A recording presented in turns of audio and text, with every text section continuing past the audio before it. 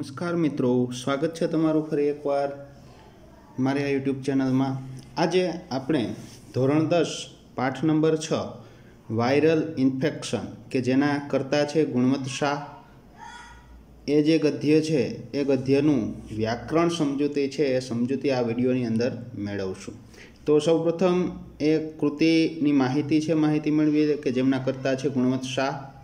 जन्म 12/3/1937।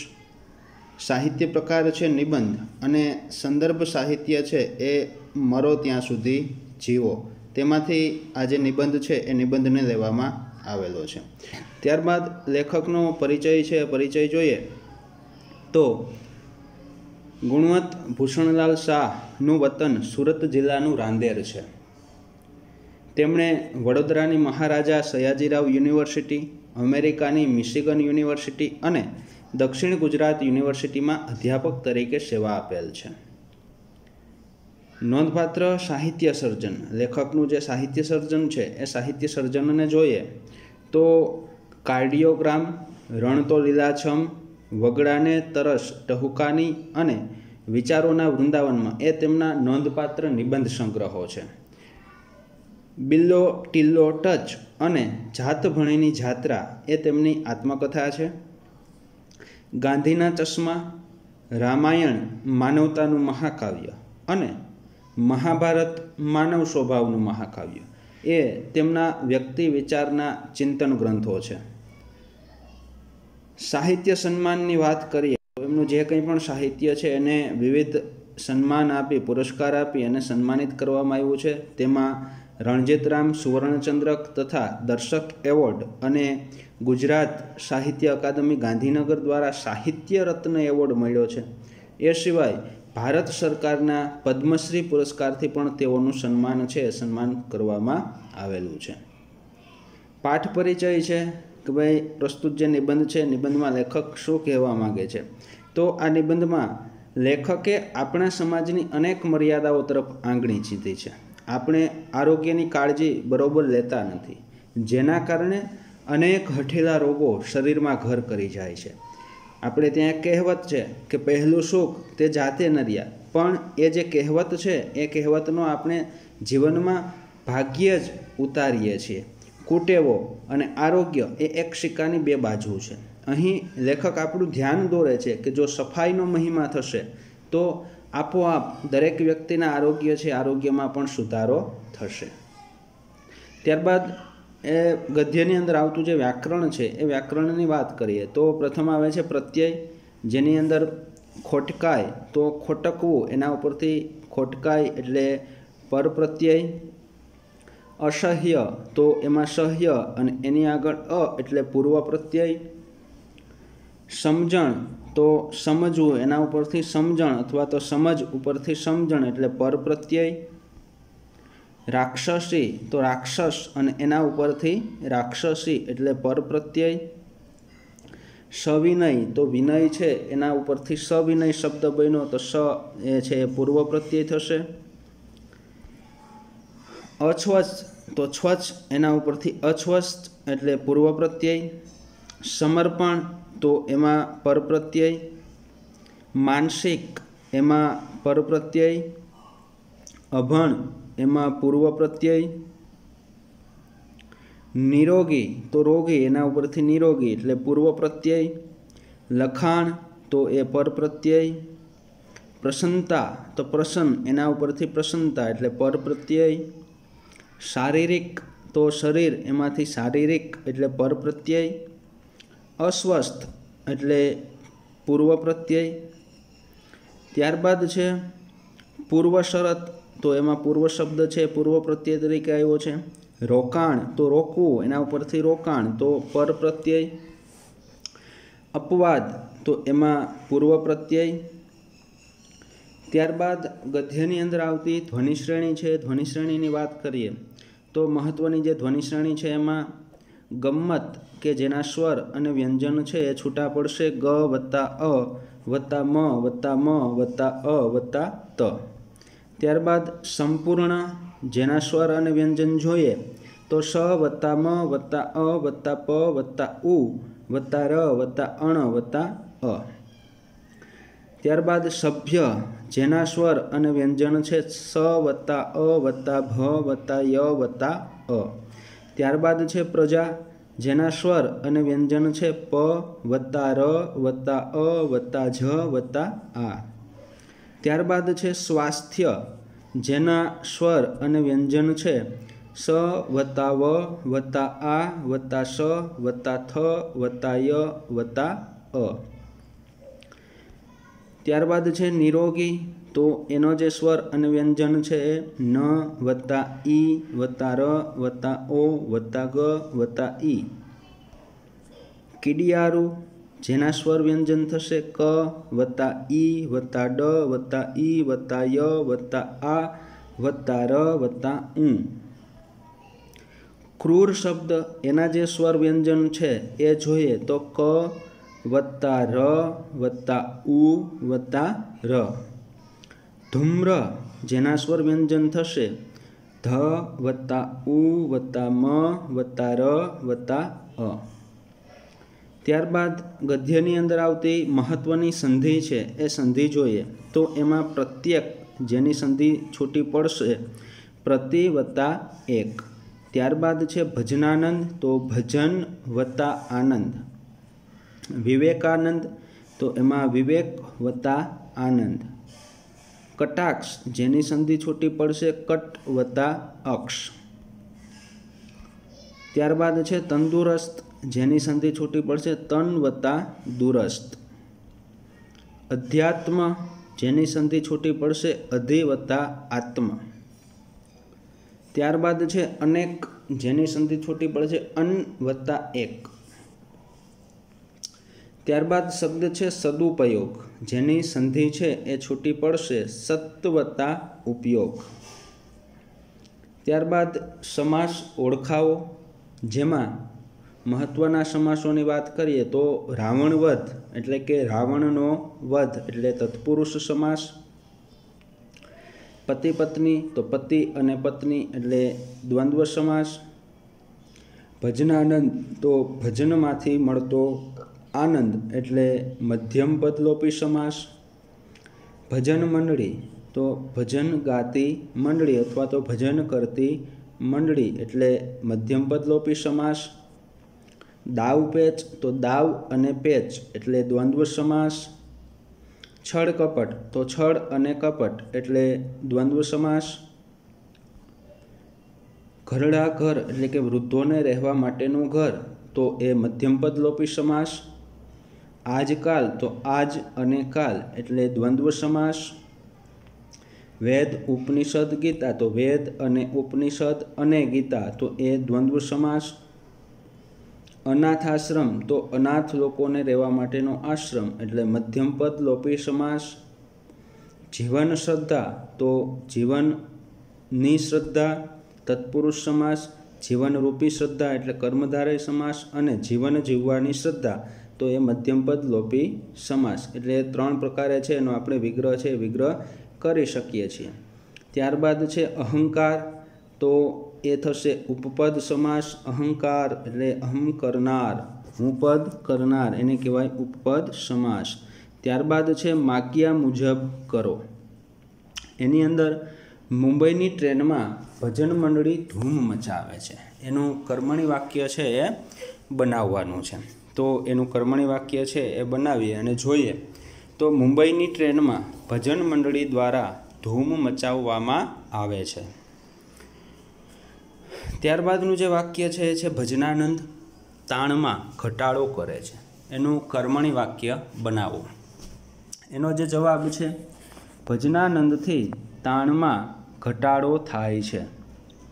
ત્યારબાદ લોકો બસ ખાધે રાખે છે, એનું કર્મણી વાક્ય બનાવો. તો લોકોથી બસ ખાધે રખાય છે. ત્યારબાદ છે સ્વામી વિવેકાનંદ ગંદકી ન સહન કરી શકતા, એનું કર્મણી વાક્ય છે એ બનાવવાનું છે. તો સ્વામી વિવેકાનંદથી ગંદકી સહન થતી નથી. ગામમાં કોઈ માંદું પડે તો ડાક્ટરને સજા કરતા, એનું પ્રેરક વાક્ય છે એ બનાવવાનું છે. તો એનું પ્રેરક વાક્ય થશે ગામમાં કોઈ માંદું પડે તો ડાક્ટરને સજા કરાવતા. દર્દીનો રોગ મટી ગયો. પ્રેરક વાક્ય બનાવો. જેનો જવાબ થશે ડૉક્ટરે દર્દીનો રોગ મટાડ્યો. ત્યારબાદ છે ડૉક્ટર દવા કરે છે. તો એનું પ્રેરક વાક્ય છે એ બનાવવાનું છે અને એનું પ્રેરક વાક્ય બનશે ડૉક્ટર પાસે દવા કરાવડાવે છે. ત્યારબાદ આગળ જોઈએ તો ડૉક્ટરથી દવા કરાતી હતી. એનું આપણે કર્તરી વાક્ય છે એ બનાવવાનું છે. તો ડૉક્ટર દવા કરતા હતા. સ્ત્રીથી સિગારેટની સંખ્યા ઘટાડી દેવાય. જેનું કર્તરી વાક્ય છે એ બનાવવાનું છે. તો જેનો જવાબ છે એ થશે સ્ત્રીએ સિગારેટની સંખ્યા ઘટાડી દીધી. હવે તેણે સિગારેટની સંખ્યા ઘટાડી કાઢી છે. ભાવે વાક્ય બનાવો. એનું જે જવાબ છે ભાવે વાક્યની રચના છે એ બનશે હવે તેનાથી સિગારેટની સંખ્યા ઘટાડી દેવાઈ છે. ત્યારબાદ છે અલંકાર ઓળખાવો. એમાં મહત્ત્વના જે અલંકારો છે એની વાત કરીએ તો માંદા પડનાર માણસને કેદની સજા થાય.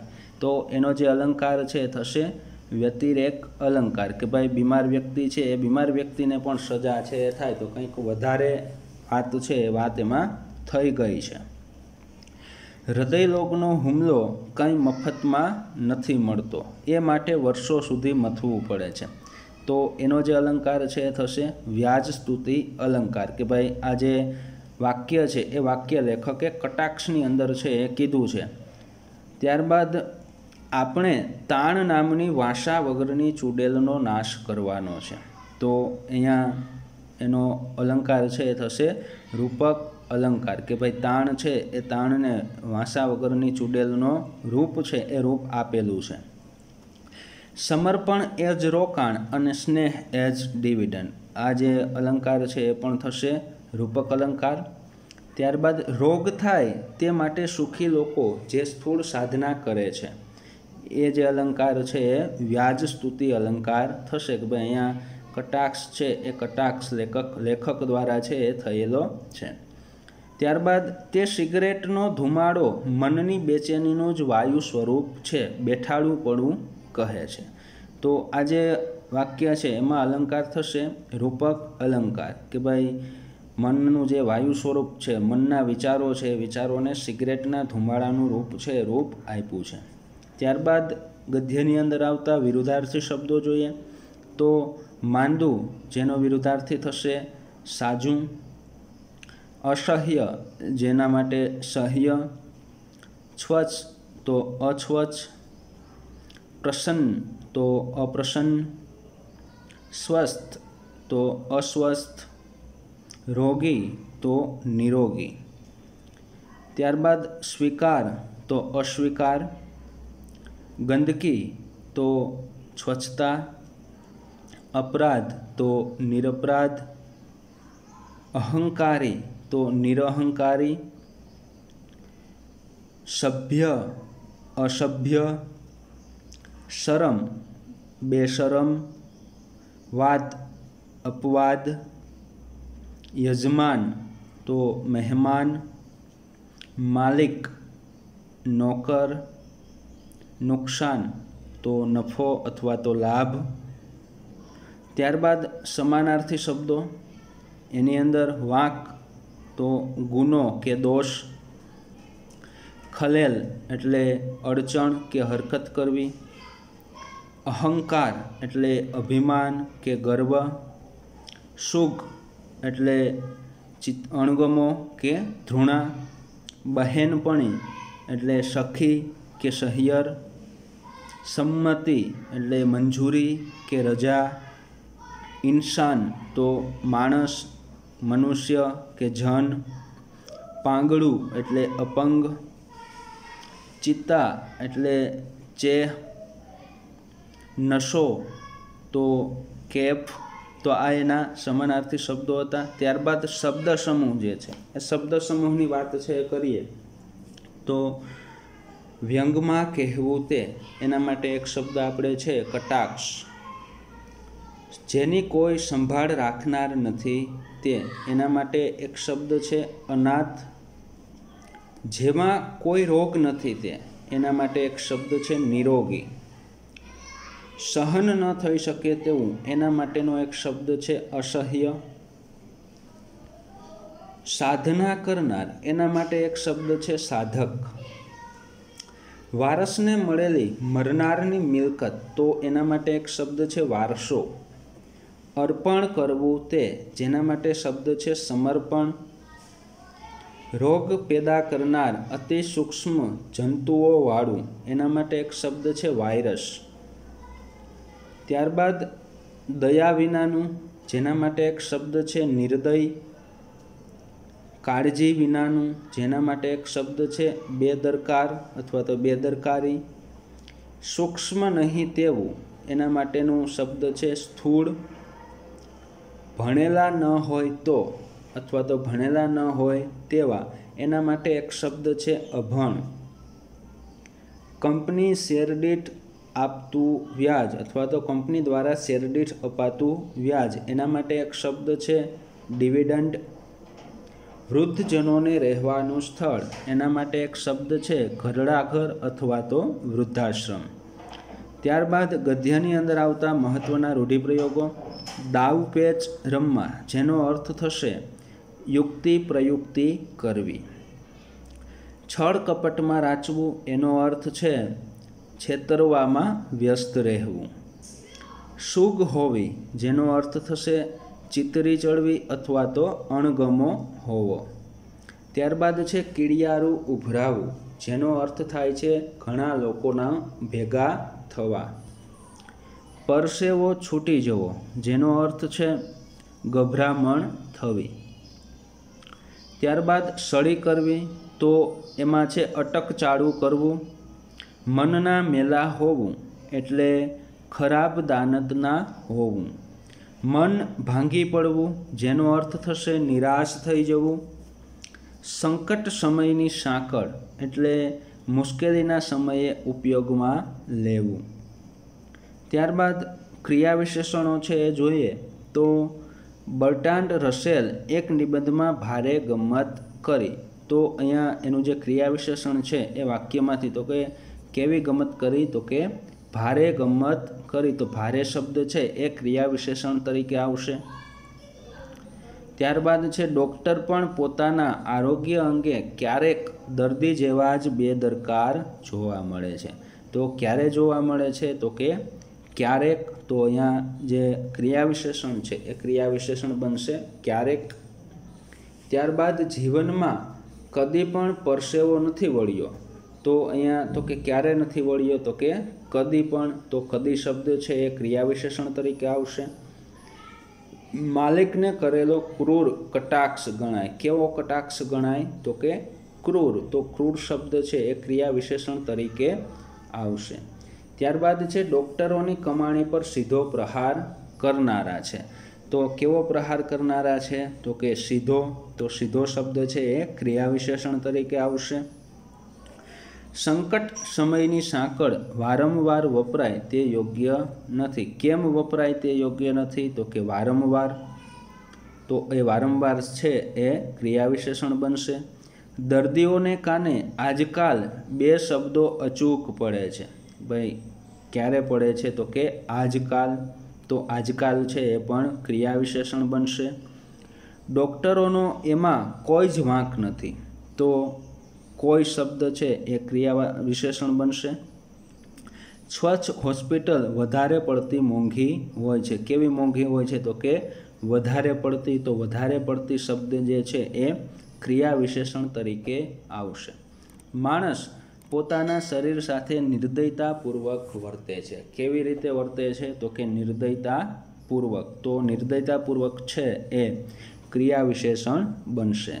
ત્યારબાદ માંદગી અને ખાટલે ઘણું ખરું તો વેડફાઈ ચૂક્યું જીવન પડ્યું હોય છે.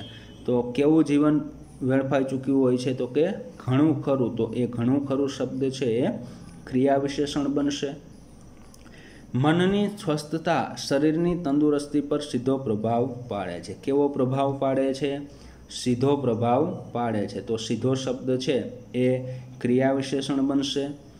પતિ પત્નીનો સંબંધ બંનેના સ્વાસ્થ્યની સીધી અસર પહોંચાડે છે, તો અહીંયા કેવી અસર પહોંચાડે છે, તો કે સીધી અસર પહોંચાડે છે, તો સીધી શબ્દ છે એ શું બનશે, ક્રિયા વિશેષણ બનશે। ત્યારબાદ મન મેલા હોય તેવો આદમી ઘણું ખરું શારીરિક તકલીફ વગરનો ન હોઈ શકે, તો અહીંયા ઘણું ખરું શબ્દ છે એ ઘણું ખરું શબ્દ એ ક્રિયા વિશેષણ તરીકે આવશે। તો અહીંયા મિત્રો પાઠ નંબર 6 વાયરલ ઇન્ફેક્શન ગદ્યની અંદર આવતું વ્યાકરણની જે સમજૂતી છે એ સમજૂતી આપણે જોઈ। જો આપ લોકોને મારો આ વિડીયો છે એ પસંદ પડ્યો હોય તો વિડીયોને લાઈક કરો, શેર કરો, સબસ્ક્રાઈબ કરો અને વધુમાં વધુ મિત્રો સુધી છે એ પહોંચાડો। આભાર, ધન્યવાદ, થેન્ક યુ વેરી મચ।